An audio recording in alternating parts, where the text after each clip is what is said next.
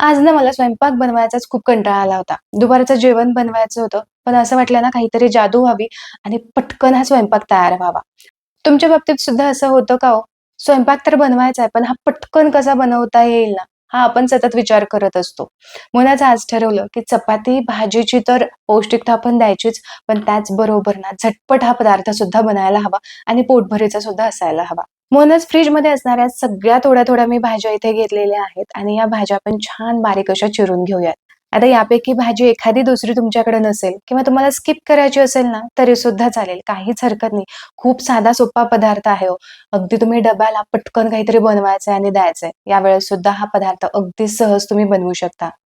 तुमच्याकडे सुद्धा फ्रीजमध्ये असणाऱ्या ज्या कुठल्या भाज्या आहेत, त्याच इथे घेतल्या तरी सुद्धा चालेल किंवा या व्यतिरिक्त तुम्हाला कुठल्या भाज्या यामध्ये घालायच्या असतील, तरी सुद्धा चालेल. पण भाज्या घेत असताना चांगल्या त्या बारीक अशा चिरून घ्यायच्यात. तर इथे मी फरसबी घेतलेली आहे. अगदी चांगली बारीक अशी ती चिरून घ्यायची आहे. तर इथे ना मी आज 2 लोकांसाठी स्वयंपाक बनवतेय. पण जर तुम्ही जास्त लोकांसाठी बनवणार असाल, तर भाज्यांची क्वांटिटी थोडी जास्त ठेवायची. आता इथे मी जी क्वांटिटी तुम्हाला सांगते, ती 2 लोकांना पुरेल इतपत आहे. तर फरसबी इथे चांगली बारीक अशी मी चिरून घेतली. आता याचबरोबर इथे शिमला मिरची सुद्धा अगदी बारीक-बारीक अशी पातळ आणि थोडीशी लहान आकारामध्ये चिरून घेतली. शिमला मिरचीप्रमाणेच कांदा सुद्धा अगदी बारीक असा आपल्याला चिरून घ्यायचा. अगदी पातळ-पातळ असे काप करून घ्यायचे.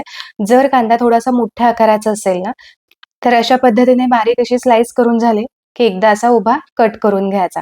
तर इथे कांदा सुद्धा अगदी बारीक असा झालाय. चांगला तो हाताने मोकळा करून घ्यायचा. आता गाजर चिरायला घेऊयात. तर गाजराचे सुद्धा असे उभे पातळ आधी काप करून घ्यायचे आणि यानंतर गाजर या पद्धतीने आपल्याला स्लाइसमध्ये कट करून घ्यायचंय. पण जर तुम्हाला हे गाजर किसून घ्यायचं असेल, तर तुम्ही बिनधास्त हे असं जाडसर असं किसून घेऊ शकता. आता मिरची ही खूप तिखट आहे, त्यामुळे मी एकच मिरची इथं घेतलीये. पण तुम्ही तुमच्या आवडीनुसार तुम्हाला कसं तिखट हवंय त्यानुसार तुम्ही त्या मिरचीची क्वांटिटी वाढवू शकता. मिरची सुद्धा अगदी बारीक अशी मी चिरून घेतली. आता यानंतर माझ्याकडे कोबी सुद्धा होता, तर कोबीचं एक मोठं पान मी काढून घेतलं. ते सुद्धा आपल्याला अशा पद्धतीने चिरून घ्यायचंय. म्हणजे काय होतं, की अगदी पटकन आपल्याला हे बारीक असं कट करून घेता येतं. तर या पद्धतीने चिरून झालं, की पानं जुळवून घ्यायची, पुन्हा अशी मध्यभागी कट करून घ्यायची आणि या पद्धतीने अगदी बारीक-बारीक असे याचे स्लाइस करून घ्यायचे.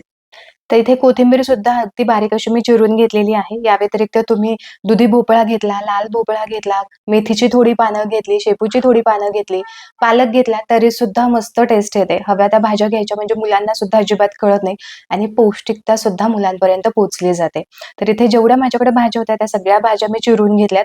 आता पुढची कृती करूया. यासाठी मला एक मोठं बाउल लागणार आहे. चिरून घेतलेल्या सगळ्या भाज्या आपल्याला एका मोठ्या भांड्यामध्ये इथे काढून घ्यायच्या आहेत. तर इथे कांदा, शिमला मिरची, फरसबी, त्यानंतर गाजर, मिरची, कोबी आणि कोथिंबीर अशा मी भाज्या इथे घेतलेल्या आहेत. भाज्या चांगल्या एकजीव अशा मिक्स करून घ्यायच्या.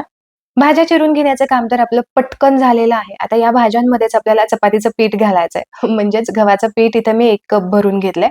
आता यामध्येच आपल्याला तांदळाचं पीठ सुद्धा घालायचंय. जर 1 कप भरून आपलं गव्हाचं पीठ असेल, तर त्यासाठी पाव कप भरून आपल्याला तांदळाचं पीठ घालायचंय. तांदळाचं पीठ तुमच्याकडे नसेल ना, तर इथे बेसन पीठ पाव कप तुम्ही घेतलं तरी सुद्धा चालेल. यामध्ये घालूयात 1 चमचाभर जिऱ्याची पूड, 1 चमचा धनेपूड आणि याचबरोबर चवीपुरतं मीठ घालायचं. आता यामध्येच मी 1 चमचाभर पांढरे तीळ सुद्धा घातलेत. हे सगळे कोरडे जिन्नस आधीच एकदा मिक्स करून घेऊयात आणि मग आपण यामध्ये पाणी घालूयात. आजचा जो पदार्थ आपण बनवतोय, तो जेवणासाठी, डब्यासाठी किंवा नाश्त्यासाठी रोज जरी तुम्ही बनवून खाल्लात ना, तरी सुद्धा काहीच हरकत नाही. कारण यामध्ये आपण ना दही वापरतोय, ना इनो, ना सोडा वापरतोय. अगदी साधा सिंपल पदार्थ आहे. घरात असणारे साहित्य इथे आपण वापरलेले आहेत. पर्यायला पर्याय मी तुम्हाला दिलाय. अगदी तुमच्याकडे गव्हाचं पीठ नसेल किंवा गव्हाचं थोडं पीठ, ज्वारीचं पीठ असं मिक्स पीठ सुद्धा तुम्ही इथे वापरू शकता. सगळं साहित्य मिक्स करून झालं, की यामध्ये थोडं-थोडं करत पाणी घालायचं आणि आपल्याला एक छान बॅटर तयार करून घ्यायचा बॅटर कसा असायला हवा, तर एकदम फ्लोइंग असा बॅटर आपल्याला करून घ्यायचा आहे, जसं आपण डोश्यासाठी करून घेतो. पण एकदम अजिबात पाणी यामध्ये घालायचं नाही, कारण आपल्याला अंदाज घ्यायला थोडंसं अवघड जातं. त्यामुळे थोडं-थोडं करत पाणी घालायचं, मिक्स करून घ्यायचं, म्हणजे एकसारखं मिक्स सुद्धा होतं आणि पाण्याचा सुद्धा व्यवस्थित अंदाज येतो.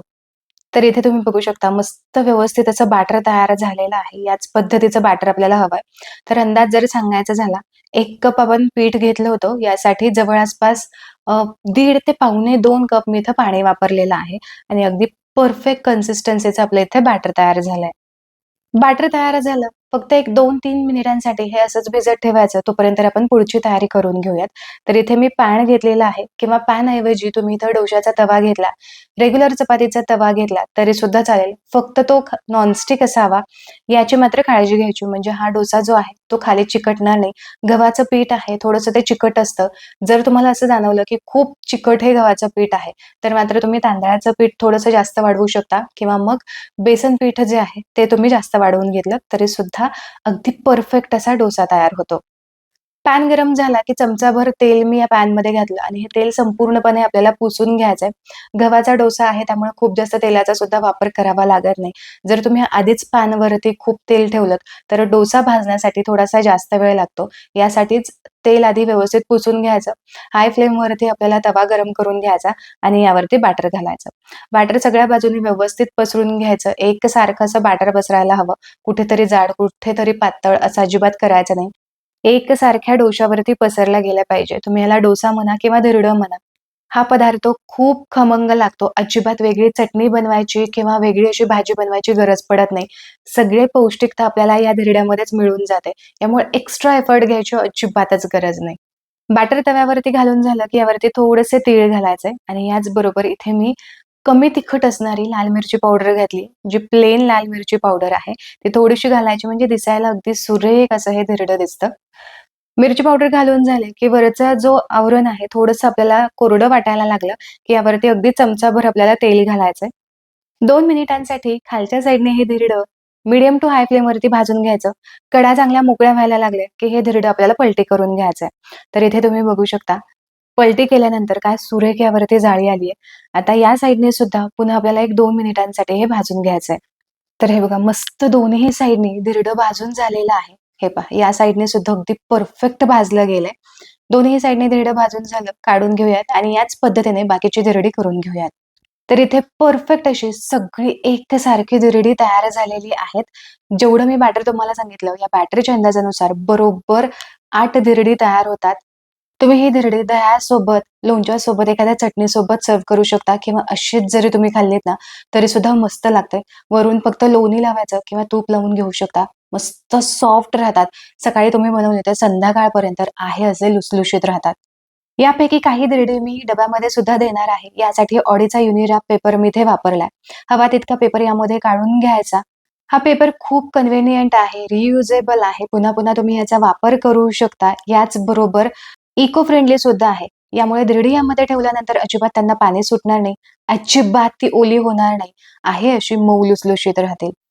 हे धिरडं तुम्ही बघा, काय मस्त मऊ लुसलुशीत असं झालेलं आहे. यामधल्या भाज्या सुद्धा अगदी परफेक्ट अशा शिजल्या जातात, कारण आपण खूप पातळ त्या चिरून घेतल्यात आणि धिरड्यामध्ये अगदी मस्त लागतात. लहान मुलांना तर तुम्ही नुसतंच हे धिरडं खाण्यासाठी दिलं ना, तरी सुद्धा खूप खुश होतील. आशा करते की आजचा हा व्हिडिओ तुम्हाला आवडला असेल. व्हिडिओ आवडला असेल तर नक्की लाईक करा.